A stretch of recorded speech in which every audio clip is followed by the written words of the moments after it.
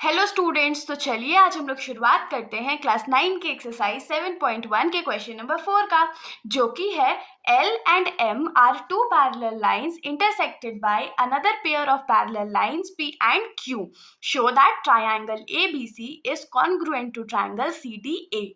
तो इस क्वेश्चन में हम लोगों को क्या बोला गया है कि हमारे पास दो पैरेलल लाइंस है L और M, और इन दोनों पैरेलल लाइंस को दो अलग पैरेलल लाइंस P और Q इंटरसेक्ट कर रहे हैं, और हम लोगों को ये प्रूफ करके दिखाना है कि ट्रायंगल ABC मतलब ये वाला जो ट्रायंगल है वो कॉन्ग्रुएंट है ट्रायंगल CDA, मतलब इस वाले ट्रायंगल के कॉन्ग्रुएंट है। अब आप लोगों के दिमाग में आ रहा होगा, अरे हम लोगों को तो इसमें कोई भी साइड इक्वल नहीं दिया है, तो हम लोग इसको प्रूफ करेंगे कैसे? तो देखिए बहुत सिंपल कॉन्सेप्ट है। हमने लाइंस और एंगल्स वाले चैप्टर में पैरेलल लाइन और ट्रांसवर्सल का कॉन्सेप्ट पढ़ा था ना, तो उसमें हमने एक प्रॉपर्टी पढ़ा था कि अगर पैरेलल लाइंस हैं और उनको एक लाइन जो कि ट्रांसवर्सल है वो उसको इंटरसेक्ट करता है, तो जो अल्टरनेट इंटीरियर एंगल होते हैं वो आपस में इक्वल होते हैं। तो इससे हम लोग क्या समझ सकते हैं कि देखिए यहाँ पर ये वाला जो एंगल है और ये वाला जो एंगल है वो आपस में इक्वल होगा। क्यों इक्वल होगा? क्योंकि ये दोनों जो है वो अल्टरनेट इंटीरियर एंगल है। सिमिलरली ये वाला जो एंगल है वो इस वाले एंगल के इक्वल होगा। क्यों इक्वल होगा? तो अल्टरनेट इंटीरियर एंगल्स है इसीलिए। तो दो एंगल्स तो मिल गए, एक चीज हम लोग को और चाहिए, मतलब एक साइड और चाहिए। तो कौन सा साइड ले सकते हैं? तो साइड AC ले सकते हैं। क्यों? क्योंकि AC जो है वो दोनों ट्रायंगल्स में कॉमन है। देखिए ABC में भी AC आता है और CDA में भी AC आता है। तो हो गया, हम लोग कौन सा प्रॉपर्टी यूज करेंगे? तो ASA प्रॉपर्टी का यूज करके हम लोग सिंपली इन दोनों ट्रायंगल्स को आपस में कॉन्ग्रुएंट प्रूफ कर सकते हैं। तो चलिए लिखते हैं। तो सबसे पहले हम लोग क्या लिखते हैं? गिवन। तो लिखेंगे गिवन, और हम लोगों को गिवन क्या है कि L जो है वो M के पैरेलल है और P जो है वो Q के पैरेलल है। ये हम लोगों को गिवन था।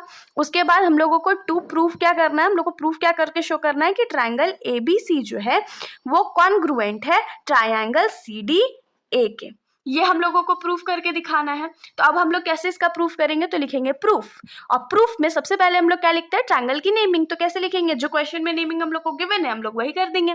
तो in triangle ABC and triangle CDA, इन दोनों ट्रायंगल्स में सबसे पहले हम लोग क्या लिखने वाले हैं? क्योंकि हम लोग ASA प्रॉपर्टी का यूज करेंगे तो सबसे पहले एंगल लिखेंगे।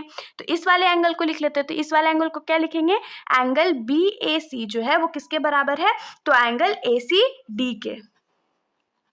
और इसका रीजन क्या देंगे? तो अल्टरनेट इंटीरियर एंगल्स, ये हमारा रीजन हो गया।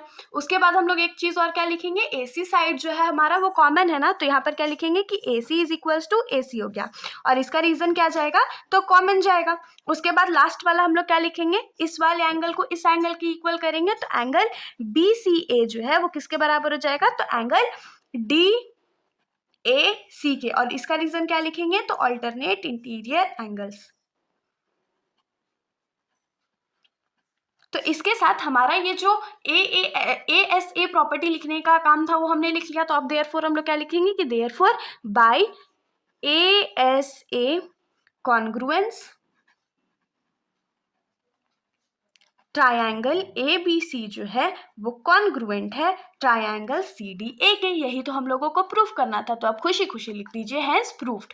तो इसके साथ हमारा ये जो सॉल्यूशन है यहीं पर खत्म हो जाता है। अगर आप लोगों को कोई भी डाउट हो तो आप लोग बेशक कमेंट सेक्शन में पूछ सकते हो, वरना अगर आप लोगों को वीडियो अच्छी लगी तो वीडियो को लाइक करिएगा और मेरे चैनल को बिना सब्सक्राइब करे कहीं मत जाइएगा। Thank you.